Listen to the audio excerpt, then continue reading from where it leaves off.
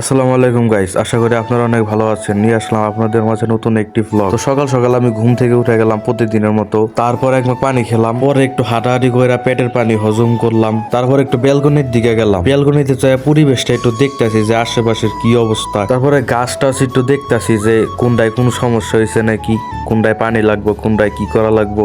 সকালে ঘুম থেকে ওইটা আমি ধরেন এই ব্যালকনিতে আইয়া দেখি বাইরে কি হইতেছে না হইতেছে। তারপরে গাছের পরিবেশ সব থেকে বেশি পছন্দ আমার এই গোলাপ ফুলের গাছটা। আর আপনাদের কি কি গাছ পছন্দ কমেন্ট একটু জানায় যায়। তারপর একটা মুরগির সিদ্ধ ডিম খেয়ে নিলাম। আর এখন তো শীতকাল জানেনি, শীতের সময় সবজি অনেক বেশি পাওয়া যায় বাজারে। আর আমার গোস্ত মোস্ত থেকে সবজি ভালো লাগে, এলাকা সবজি খিচুড়ি রান্তাছে মা, একটু পরে খামো। এই যে সবজি খিচুড়ি হয়ে গেছে, কালারটা দেখেন, খালি সবজি দিয়া ভরা। চাইলে থেকে সবজি বেশি, একবার গরম গরম তোমা উঠতেছে দেখেন। তো আমি এখন খাওয়া শুরু করে দিছি। আমার আবার সত্যি কথা বলতে সবজি জিনিসটা অনেক ভালো লাগে, গোস্ত দিয়ে রান্না এত ভালো লাগতো না, বুঝছেন। তো খাওয়াটা শেষ হইলো, একটু জিরাইলাম। তারপর আব্বু কয় কি অ্যাকোরিয়ামটা পরিষ্কার কর, অনেকদিন ধরে তো করস না, দেখ শ্যাওলা পইরা গেছে গা। আসলেও শ্যাওলা পইরা গেছে গা, দেখেন কি অবস্থা, বিচ্ছিরি দেয় গেছে।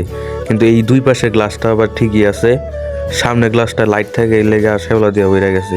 তো এটা আমার অনেক ছোটবেলার আর কি স্কুল কাঠ, এটা দিয়ে এরকম পরিষ্কার করবো। দেখতেই পারতাছেন অ্যাকোরিয়ামটার কি একটা খারাপ অবস্থা, পাথর মতো একবারে কালা কুচকুচ হয়ে গেছে। পরিষ্কার করার আগে সবার আগে আমি এই ফিল্টারটারে এখন অফ করে নিলাম। দেখেন মাছটিরে কিন্তু অস্থির দেখাইতেছে, সিনেমাটিক একটা ফিল আইতেছে না। এখন আমি আমার এই স্কুলের কাঠটা দিয়ে এই সাইড থেকে আস্তে আস্তে শেওলাটারে উঠাই ফেলামু।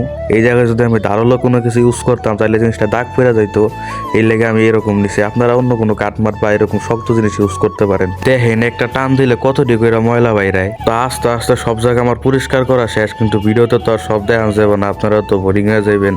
আর দেখেন পানিটা কিরকম খোলা হয়ে গেছে গা। এখন আমি এক মগ করে সব পানিরে আর কি উঠাই ফেলামো, পানিটারে উঠায় এই বালতিটাতে রাখবো। আপনারা সবসময় একটা জিনিস খেয়াল রাখবেন, অ্যাকোয়ারিয়ামের পানি চেঞ্জ করলে সবসময় অর্ধেক পানি চেঞ্জ করবেন, এর বেশি চেঞ্জ করবেন না। এর বেশি চেঞ্জ করলে মাছের ক্ষতি হয়। দেখতেই পারতাছেন পানিটা কত কালো, অ্যাকোয়ারিয়ামের ভিতরে কত ময়লা জমছে, আরো তো ময়লা আছেই। এখন এই ময়লা পানিটারে আমি ফালাই দিলাম, তারপরে বালতিটারে ভালো করে ধুইয়া পানি বইরা নিলাম, এখন নিয়ে যাবো। এখন আর কি এক মগ করে পানিটারে লোড করে দিমু একটা সীমাবদ্ধ লেভেল পর্যন্ত। দেখতেই পারতাছেন অ্যাকোয়ারিয়ামটারে ফুল বইরা ফালাইছি। এখন দেখেন আগে কেমন ছিল আর এখন মোটামুটি কিরকম হইছে, কিন্তু পানিটা গোলা গোলা রয়ে গেছে। দেখেন কিরকম গোলা হয়েছে, সব ক্লিয়ার করতে হইব। আর জায়গায় জায়গায় পাথর এলোমেলো হয়ে আছে, এইগুলারে ঠিক করতে হইব।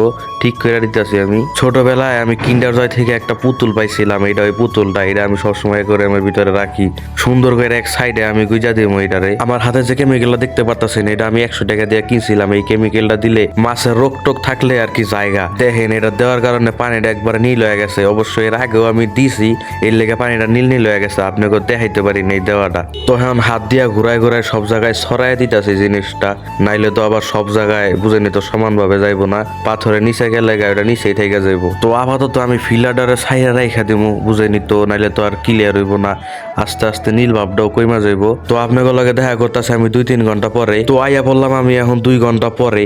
এখন দেখতে পারতাছেন আস্তে আস্তে অ্যাকোয়ারিয়ামটা ক্লিয়ার হয়ে গেছে, চকচক করতেছে। তখন আমি আপনাকে বিফোর এন্ড আফটার দেখাইতেছি, তো দেখেন আপনারা।